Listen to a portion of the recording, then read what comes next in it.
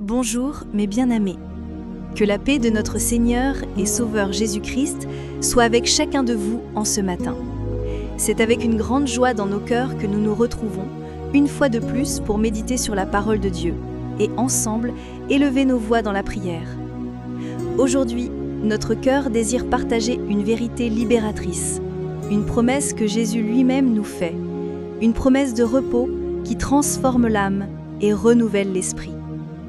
Avant de commencer, je voudrais vous inviter à ouvrir avec nous la parole de Dieu dans l'Évangile selon Matthieu, chapitre 12, et à lire les versets 1 à 8. Écoutons ensemble la parole du Seigneur. En ce temps-là, Jésus traversait des champs de blé un jour de sabbat, et ses disciples, ayant faim, se mirent à arracher des épis et à les manger. Les pharisiens, voyant cela, lui dirent: « Voici que tes disciples font ce qu'il n'est pas permis de faire le jour de sabbat. » Mais il leur répondit: « N'avez-vous pas lu ce que fit David lorsqu'il eut faim, lui et ses compagnons?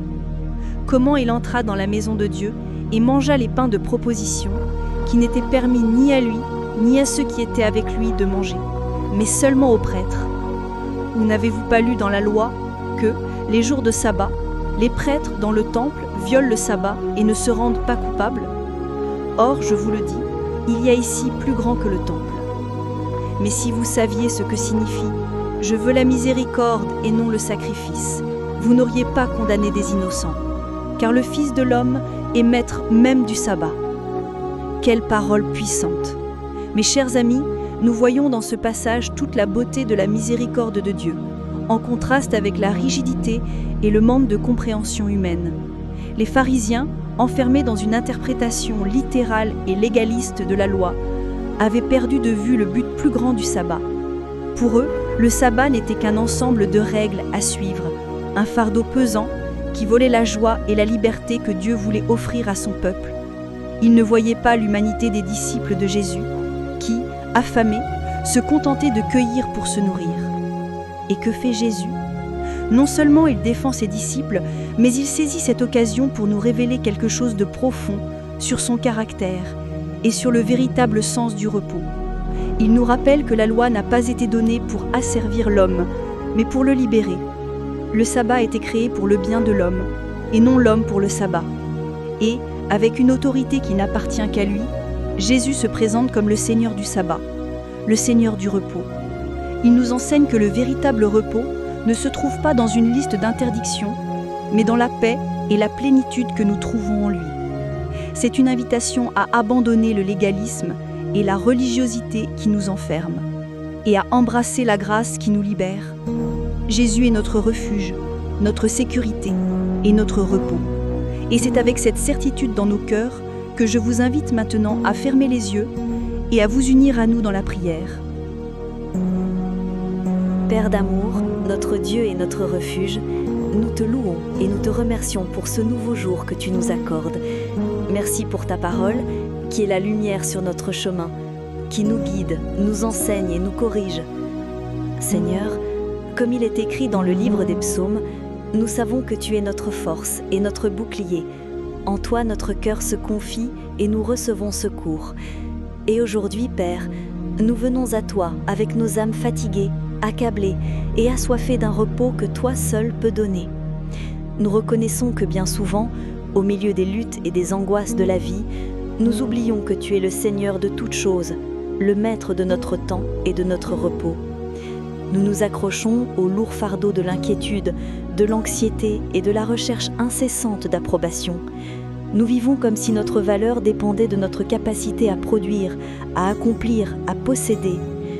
Père, nous perdons de vue ce que nous enseigne le prophète Ésaïe. Ceux qui espèrent en l'Éternel renouvellent leur force. Ils s'élèvent avec des ailes comme des aigles.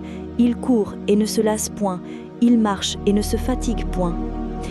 C'est pourquoi, en cet instant, nous te demandons pardon.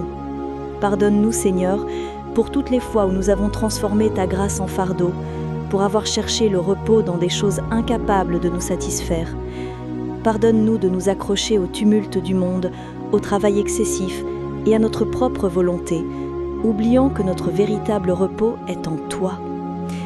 Seigneur, nous te remercions, Car comme il est écrit dans ta parole, en Matthieu, Jésus nous adresse une invitation si douce et si pleine d'amour. « Venez à moi, vous tous qui êtes fatigués et chargés, et je vous donnerai du repos. » Nous acceptons aujourd'hui cette invitation. Nous venons à toi avec toutes nos inquiétudes, tous nos fardeaux, toutes nos faiblesses, et nous les déposons au pied de la croix de Jésus. Donne-nous ton joug, Seigneur, car nous savons qu'il est doux et que ton fardeau est léger. Apprends-nous à apprendre de toi, qui est doux et humble de cœur, afin que nous trouvions le repos pour nos âmes. Comme nous l'enseigne l'apôtre Paul dans sa lettre aux Philippiens, que nos prières et nos supplications soient présentées devant toi avec des actions de grâce, afin que ta paix, qui surpasse toute intelligence, garde nos cœurs et nos pensées en Jésus-Christ. Aide-nous à avoir une pleine confiance en toi, sachant que, comme le dit le psaume 127, tu nous donnes ton pain, ton soutien, même pendant notre sommeil. Car tu es le Dieu qui prend soin de nous pleinement et profondément, nous donnant la paix dans notre esprit et dans notre corps. Que dès aujourd'hui, nous puissions avoir une relation plus intime avec toi, une relation de confiance et d'abandon, où le repos n'est pas seulement un moment, mais un style de vie, une certitude que tu es au contrôle de tout. Nous te remercions, Seigneur, pour cette opportunité de nous connecter à toi et d'être fortifiés par ta présence. Nous remettons cette prière entre tes mains, au nom de Jésus, qui est notre repos. Amen. Mes bien-aimés, quel puissant message de foi et d'espérance! Souvenez-vous toujours que le repos que désire votre âme ne se trouve pas dans un lieu ou dans une activité, mais dans la personne de Jésus-Christ.